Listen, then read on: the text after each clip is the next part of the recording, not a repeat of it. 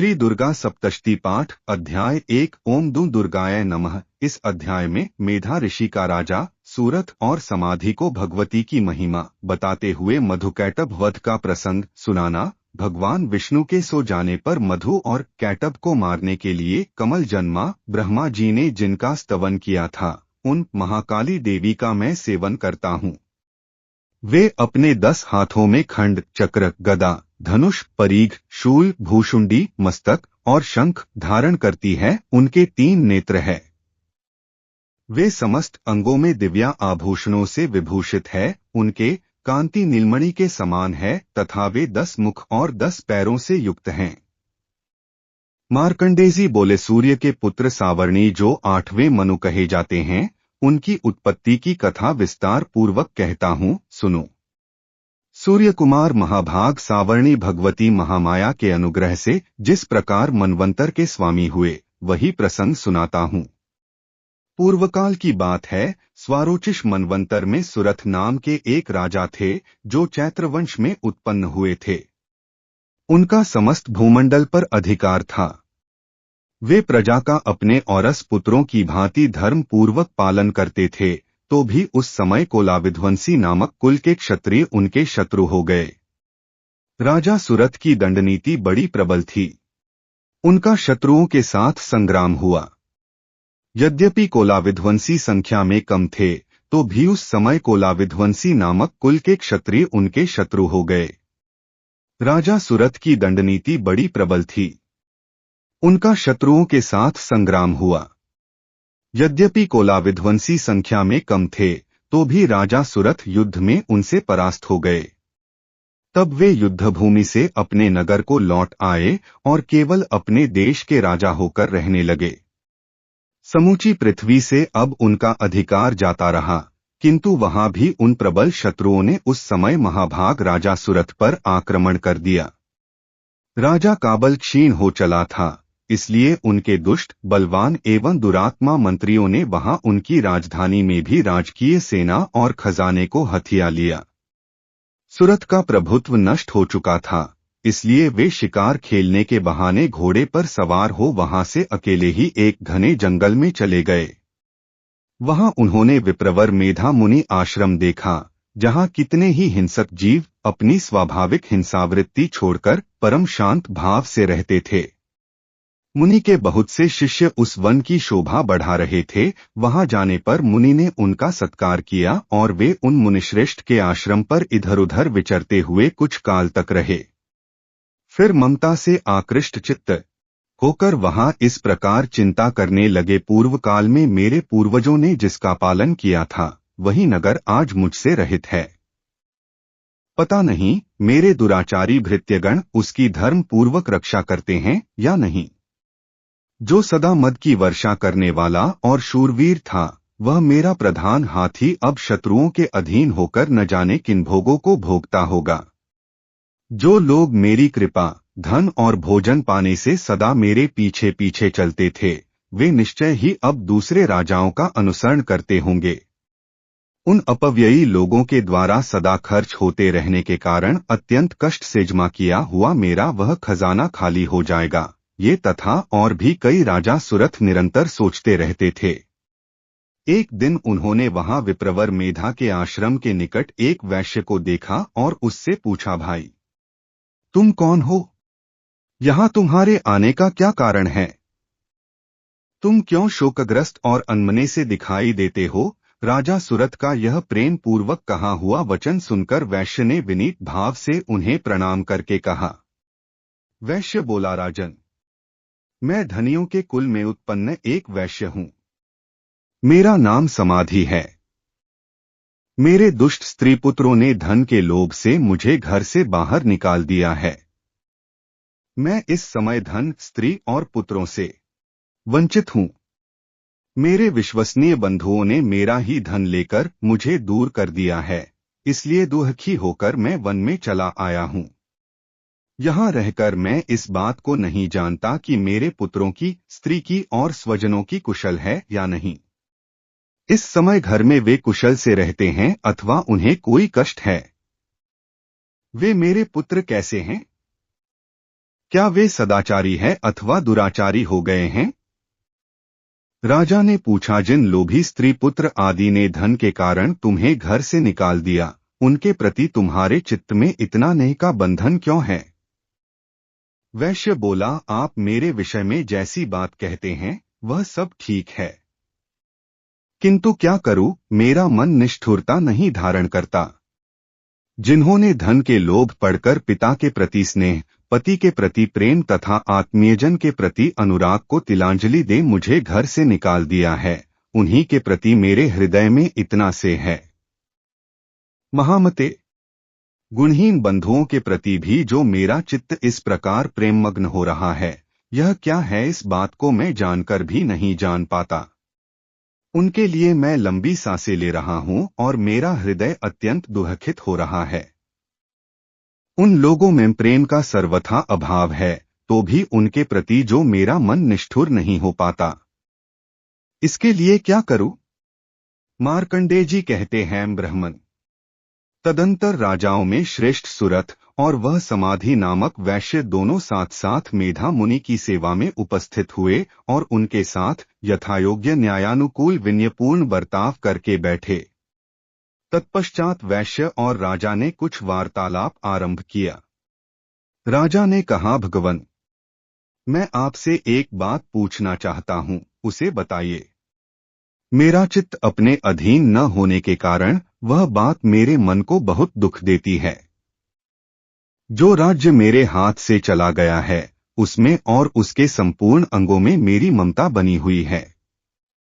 मुनिश्रेष्ठ, यह जानते हुए भी कि वह अब मेरा नहीं है, अज्ञानी की भांति मुझे उसके लिए दुख होता है।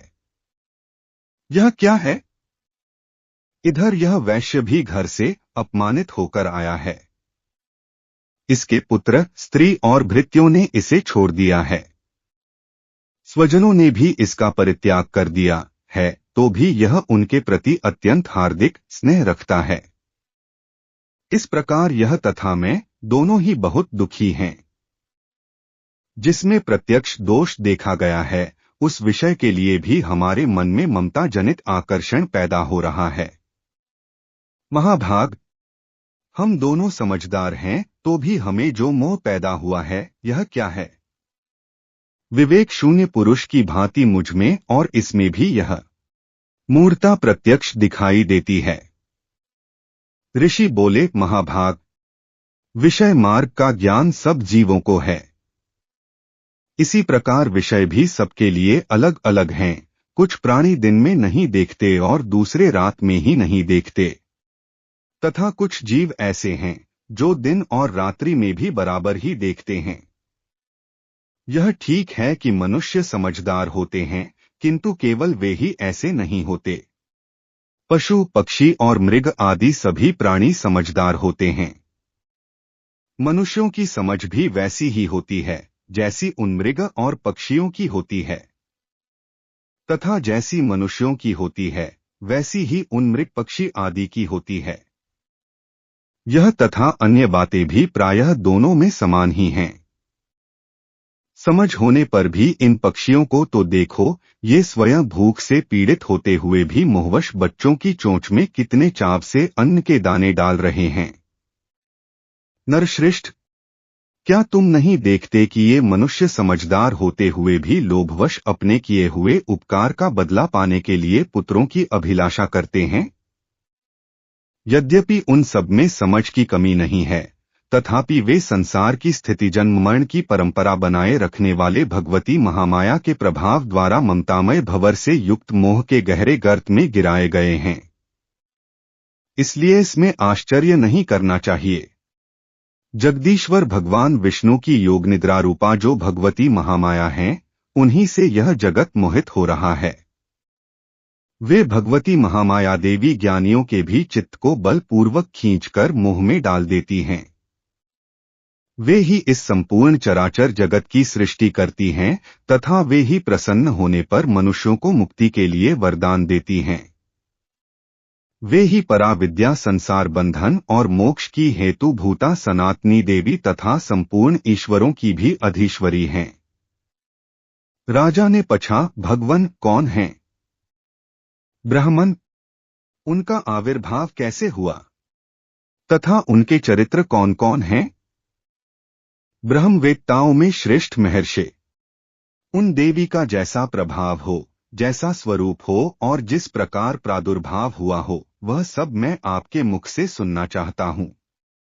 ऋषि बोले, राजन, वास्तव में तो वे देवी नित्य स्वरूपा ही हैं। संपूर्ण जगत उन्हीं का रूप है तथा उन्होंने समस्त विश्व को व्याप्त कर रखा है, तथापि उनका प्राकट्य अनेक प्रकार से होता है। वह मुझसे सुनो। यद्यपि वे नित्य और अजन्मा हैं, तथापि जब देवताओं का कार्य सिद्ध करने के लिए प्रकट होती हैं, उस समय लोक में उत्पन्न हुई कहलाती हैं। कल्प के अंत में जब संपूर्ण जगत एकार्णव में निमग्न हो रहा था और सबके प्रभु भगवान विष्णु शेषनाग की शैया बिछाकर योग निद्रा का आश्रय ले सो रहे थे, उस समय उनके कानों के मैल से दो भयंकर असुर उत्पन्न हुए जो मधु और कैटब के नाम से विख्यात थे। वे दोनों ब्रह्मा जी का वध करने को तैयार हो गए। भगवान विष्णु के नाभिकमल में विराजमान प्रजापति ब्रह्मा जी ने जब उन दोनों भयानक असुरों को अपने पास आया और भगवान को सोया हुआ देखा, तब एकाग्रचित्त होकर उन्होंने भगवान विष्णु को जगाने के लिए उनके नेत्रों में निवास करने वाली योग निद्रा का स्तवन आरंभ किया। जो इस विश्व की अधीश्वरी, जगत को धारण करने वाली, संसार का पालन और संहार करने वाली तथा तेजः स्वरूप भगवान विष्णु की अनुपम शक्ति हैं, उन्हीं भगवती निद्रा देवी की भगवान ब्रह्मा स्तुति करने लगे। ब्रह्मा जी ने कहा, देवी, तुम ही स्वाहा, तुम ही स्वधा और तुम ही वशंकार हो। स्वर भी तुम्हारे ही स्वरूप हैं। तुम ही जीवनदायिनी सुधा हो।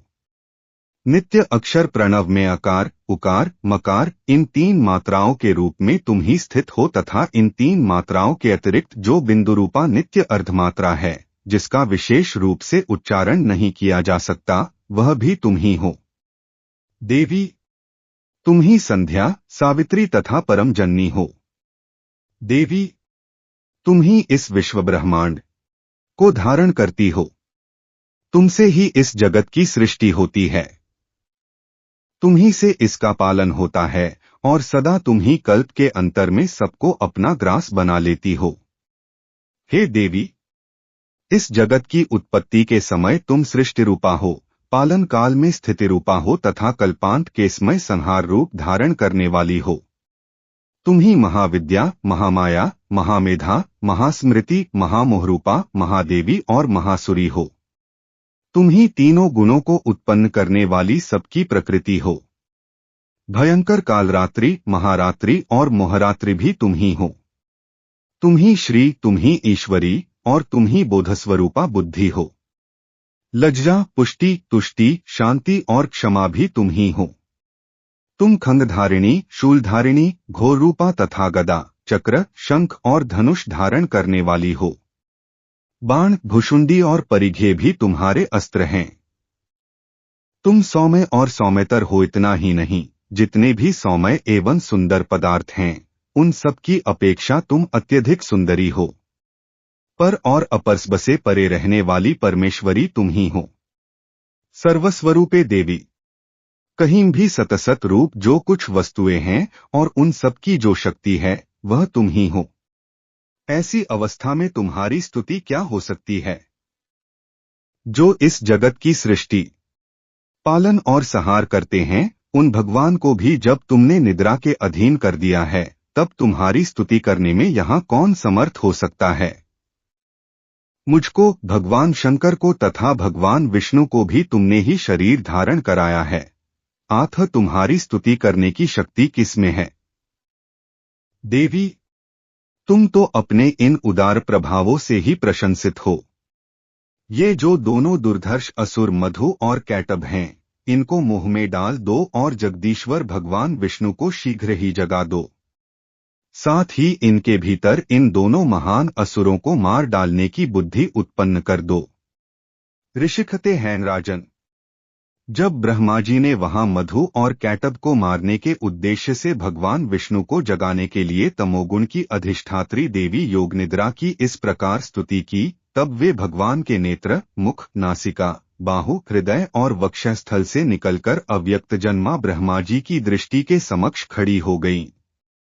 योग निद्रा से मुक्त होने पर जगत के स्वामी भगवान जनार्दन उस एकार्णव के जल में शेषनाग की शैया से जाग उठे।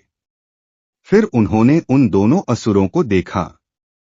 वे दुरात्मा मधु और कैटब अत्यंत बलवान तथा पराक्रमी थे और क्रोध से लाल आंखें किए ब्रह्मा जी को खा जाने के लिए उद्योग कर रहे थे। तब भगवान श्रीहरि ने उठकर उन दोनों के साथ 5000 वर्षों तक केवल बाहुयुद्ध किया। वे दोनों भी अत्यंत बल के कारण उन्मत्त हो रहे थे। इधर महामाया ने भी उन्हें मोह में डाल रखा था, इसलिए वे भगवान विष्णु से कहने लगे, हम तुम्हारी वीरता से संतुष्ट हैं, तुम हम लोगों से कोई वर मांगो। श्री भगवान बोले, यदि तुम दोनों मुझ पर प्रसन्न हो तो अब मेरे हाथ से मारे जाओ। बस इतना सा ही मैंने वर मांगा है, यहां दूसरे किसी वर से क्या लेना है।